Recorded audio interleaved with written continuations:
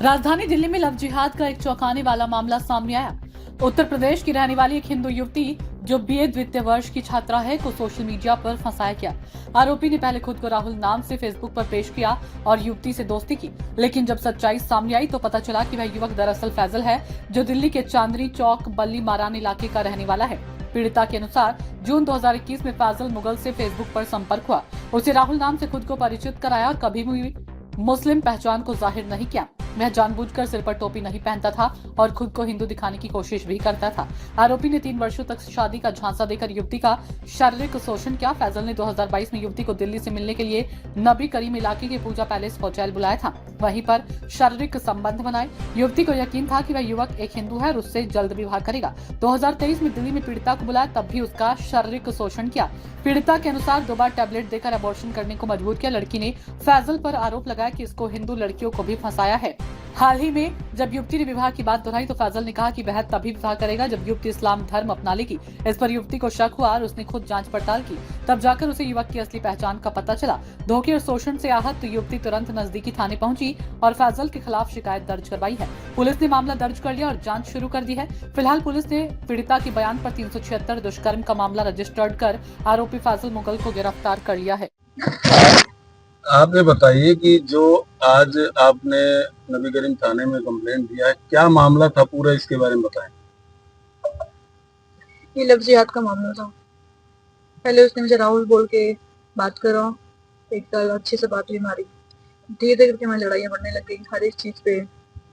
फिर 2025 में जाके मेरे को पता लगा कि जब मैंने शादी के लिए बिल्कुल ही फोर्स करना शुरू कर दिया कि करना है तो बताओ, नहीं तो आप जाते क्यों। 3 साल मुझे लटका के रखा। मैं तुम्हारी वजह से आज इतनी डिप्रेशन में जा चुकी हूँ कि मैं नींद की गोली लेती हूँ। तो 2-3 बार मैंने सुसाइड करने की भी कोशिश करी। तो उसने बताया कि हमारे में ऐसे शादी नहीं होती, कोर्ट मैरिज नहीं होगा, बारात नहीं आएगी। अगर आपको शादी करना है तो पहले धर्म परिवर्तन करना पड़ेगा, क्योंकि हमारे यहाँ पे बिना मुस्लिम लड़की, जो हिंदू लड़की होती है वो ऐसे शादी नहीं कर सकती बिना मुस्लिम बने, क्योंकि निकाह पड़ा जाता है तो मुस्लिम होनी चाहिए, नॉन हिंदू होनी चाहिए। तो कहीं न कहीं जो है वो लड़का जो राहुल नाम, क्या नाम है उसका? राहुल उर्फ फैजल मुगल। तो शादी करने के नाम पर उसने आपको धोखा दिया और 3 साल तक मेरा मिसयूज किया, मेंटली, फिजिकली, फाइनेंशियली। आज मेरी हालत ऐसी है कि मैं बिना नींद की गोली खाए मुझे नींद नहीं आती है। तो अभी क्या चाहते हैं आप, किस तरीके से सरकार से या जो है पुलिस से? जो मेरे साथ हुआ, मैं चाहती हूँ कि ये ऐसी और भी लड़कियां हैं जो इन चीजों में फंस रही हैं। और पहला केस तो मेरा ही है, जो मेरे साथ हुआ वो सेम वो 3-4 लड़कियों के साथ बातें करना, वही सेम हिंदू लड़की जो वेल सेटल हो, जो अच्छी सैलरी पे हो, अच्छे जॉब पे हो, उनको फंसाना होता है, उनको टारगेट करते हैं ये लोग। मतलब आपके अलावा और कई लड़कियों से और कई लड़कियों से बात हुई है उसकी? हाँ, ये भी केस में दर्ज हुआ है। तो कई लड़कियों के साथ मैंने पकड़ा है उसको भी। हिंदू लड़कियां नहीं होती, जो वेल सेटल होती हैं, जिनकी जॉब होती है अपनी, उन्हीं लड़कियों को टारगेट करते हैं। तो जब आप शादी की बात आई तो उसने कहा पहले आप धर्म परिवर्तन करिए। धर्म परिवर्तन करिए। तो कहीं न कहीं ये जो दूसरे धर्म के लोग हैं, इनका यही काम है कि लोगों को बहला फुसला करके ऐसे बहुत से केस है यहाँ, हर जगह पे। मेरे साथ की और भी लड़कियां, बहुत से केस है जिसमें लड़कियां ही फंस जाती हैं। बाद में वो शादी के लिए सोचती है, नाम कुछ और बता दे, बाद में फिर वो नाम अपना ये बता दे कि नहीं, अगर तुम धर्म परिवर्तन करोगे तो शादी करूंगा मैं। और उस टाइम पे करते हैं जब लड़कियां बिल्कुल ही पागल हो जाती हैं उसके लिए। तो आपको कैसे पता लगा, कितने दिन पहले पता लगा कि ये मुस्लिम है? 1.5 साल 2 साल बाद ही मुझे पता लगना शुरू हो गया था। जब हिंदू मुस्लिम पे कोई भी बात होती, जैसे कि राम मंदिर पे हुआ, तब भी मेरे से बहुत लड़ाई हुई। ऑपरेशन सिंदूर हुआ, उस पे भी मेरे से लड़ाई करी कि हाँ कि वो तुम्हारे लोग ही ऐसे इसलिए वैसे मरते रहते हैं, तुम्हारे लोग ही है, वो हम लोगों को टारगेट करते तो मरेंगे ही। उस पे भी हमारी बहुत लड़ाई हुई है।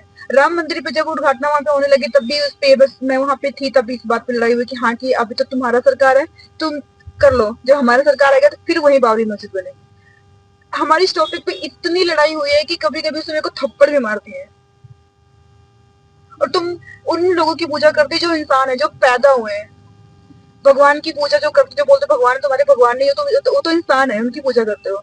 हम अल्लाह की पूजा करते हैं, जिनकी नहीं इबादत करते, ये बात बोली थी कि इबादत करते हैं जो पैदा नहीं हुआ, जिनके कोई माँ बाप नहीं है, वो अल्लाह होते हैं, वो ईश्वर होते हैं। तुम तो उनकी पूजा करते हो जो राम है, जो कृष्ण है, जो पैदा हुए हैं। कोई कारागार में पैदा हुआ है तो कोई कहीं पैदा हुआ है, तुम उनकी पूजा करते हो। मिलता क्या है तुम्हें इन चीजों के लेके? इस पे भी हमारी बहुत लड़ाई हुई है।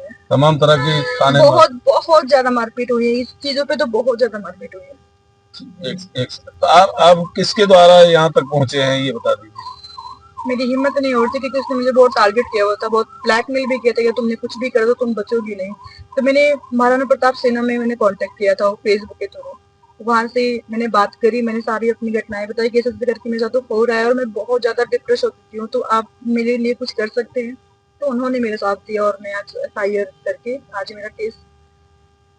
सूचना इंडिया के सभी दर्शकों को बधाई।